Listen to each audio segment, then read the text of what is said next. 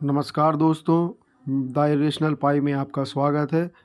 मैं आज आपके लिए एमपी बीएड महाराजा छत्रसाल यूनिवर्सिटी के फर्स्ट सेमेस्टर के एग्ज़ाम पेपर चाइल्डहुड एवं ग्रोइंग अप के बारे में आपसे चर्चा करने जा रहा हूं। इस क्वेश्चन पेपर के बारे में आपको बताया जाए कि आपको पता होगा कि 75 नंबर का ये पेपर आता है, जो 2 खंडों में बटा होता है, जिसमें पहला खंड होता है खंड आ और खंड बा। खंड आ में आपके 14 क्वेश्चन आते हैं जो 5-5 नंबर के होते हैं। इनमें से कोई 11 क्वेश्चन आपको करने पड़ते हैं और दूसरे सेक्शन में आपको 4 क्वेश्चन देखने को मिलते हैं, जिनमें आपको 2 कोई क्वेश्चन करने पड़ते हैं।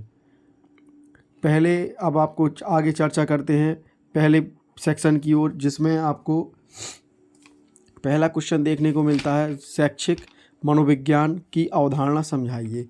शैक्षिक मनोविज्ञान की अवधारणा को समझाने के लिए आपको मैं शॉर्ट क्वेश्चन का भी आंसर भी देते जाता हूं, ताकि आप इसको आसानी से कर सकें।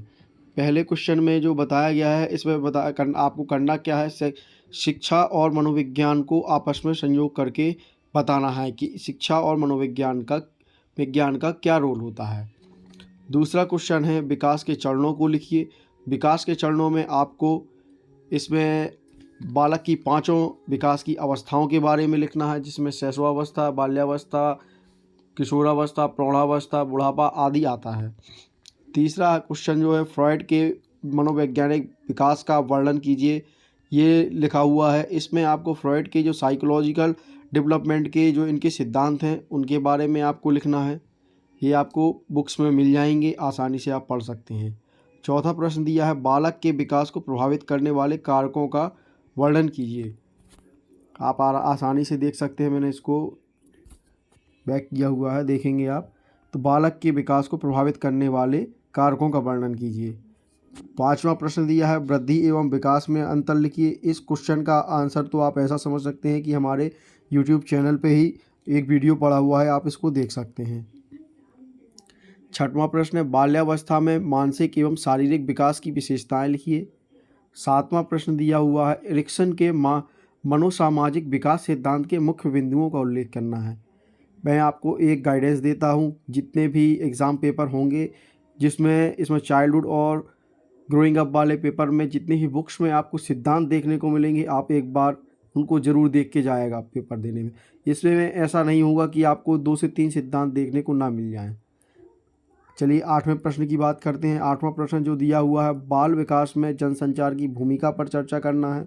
इसमें क्या है, आपको जो जनसंचार मीडिया, जैसे कि आपने देखा होगा टीवी, रेडियो, टेलीविज़न में और अखबार, न्यूज़ चैनल, जो आपके आसपास जो सारी चीज़ें दिखाई देती हैं, इनका बालक के विकास पर क्या प्रभाव पड़ता है, इस चीज़ के बारे में आपको लिखना होगा। बहुत ही इजी टॉपिक है, आप लिख सकते हैं। 9वां है बेंडूरा का सामाजिक व्यक्तित्व विकास सिद्धांत। 10वां क्वेश्चन है संवेगात्मक विकास के सिद्धांतों का वर्णन करना है। संवेग से आप समझ सकते हैं, इसको इंग्लिश में इमोशंस बोलते हैं। इमोशंस में आप समझ रहे होंगे कि गुस्सा, क्रोध, लाभ, हानि, ईर्ष्या, खुशी, दुख, इन सब चीज़ों का किसी भी बालक के विकास पर क्या प्रभाव पड़ता है, इन सब चीज़ों के बारे में आपको लिखना है। 11वां है एकीकृत व्यक्तित्व की विशेषताओं को संक्षेप में समझाइए। और चलते हैं आगे 12वें क्वेश्चन की ओर। 12वें क्वेश्चन में लिखा हुआ है विकास पर सहपाठियों के प्रभाव का वर्णन कीजिए। बहुत अच्छा क्वेश्चन है, इसको आप आसानी से लिख सकते हैं और सरल भाषा में लिख सकते हैं।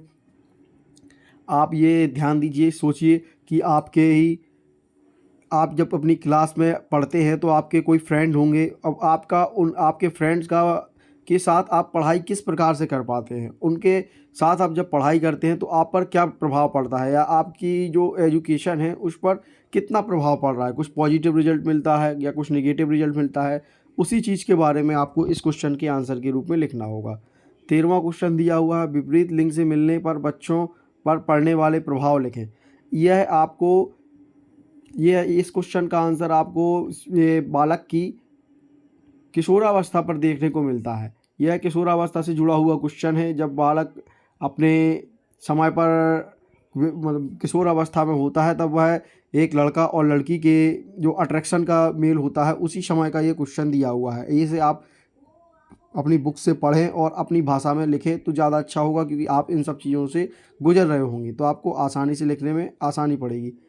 ये 14वां प्रश्न दिया है, कोहलबर्ग के अनुसार नैतिक विकास के चरण कौन कौन से हैं? इन सब चीज़ों के बारे में आपको लिखना है।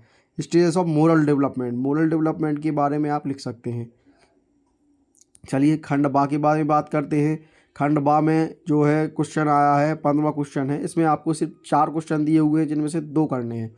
कम से कम 500 पेज का 500 शब्दों को लिखना है, यानी कि आपको 4 से 5 पेज इसका लिखना पड़ेगा। ये इसमें पहला क्वेश्चन दिया हुआ है 15वां क्वेश्चन जो है, किशोरावस्था जीवन का सबसे कठोर काल कहा जाता है, कठिन काल कहा जाता है, इसकी हमें व्याख्या करना है। और 16वां क्वेश्चन है, समाजीकरण की अवधारणा लिखें। समाजीकरण की प्रक्रिया में सामाजिक आर्थिक असमानता की भूमिका का वर्णन करें। 17वां क्वेश्चन दिया हुआ है, शारीरिक संज्ञात्मक सामाजिक संवेगात्मक नैतिक तथा भाषात्मक विकास के संबंध लिखना है। तो मैं आपको इस पेपर के अनुसार बताता हूं कि जो मेरा एक्सपीरियंस है, मैंने इस पेपर में 17वां और 18वां दोनों क्वेश्चन किए हैं, क्योंकि इसमें मुझे नंबर गेन करने का अच्छा मौका मिल रहा था। क्योंकि आप देख सकते हैं 17वें क्वेश्चन में आपको 5 पॉइंट मिले हैं। यदि आप प्रत्येक पॉइंट पर 1 पेज लिखेंगे, कम से कम 1 पेज लिखेंगे, तो आपके 5 पेज हो जाएंगे। प्रत्येक पेज में आपको 100 शब्दों का 1 पेज हो सकता है।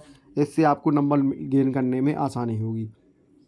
यहीं 18वें प्रश्न की बात की जाए तो 18वें प्रश्न में तीन पॉइंट दिए गए हैं, जिनमें से आपको सिर्फ 2 पर टिप्पणी लिखनी है।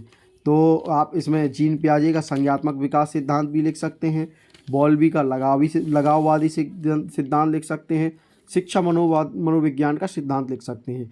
आप दोनों को 2-3 पेज के बारे में आप लिखेंगे तो आप इसमें आसानी से 5 से 6 पेज भर सकते हैं। और इसमें एक चीज़ आपको ऐसे बताया गया है कि समय का आप विशेष ध्यान दीजिए, क्योंकि आप जब प्रश्न करने पर आते हैं तो आप लिखना चालू कर देते हैं और समय का ध्यान नहीं दे पाते हैं, जिसमें आपको प्रश्न सारे बनते हैं, लेकिन आप क्या है समय पर सारे प्रश्न कर नहीं पाते हैं और आपको बाद में ऐसा लगता है कि मेरे 2 प्रश्न छूट जाएंगे, 3 प्रश्न छूट जाएंगे। इन चीज़ों को आप ध्यान दें। धन्यवाद।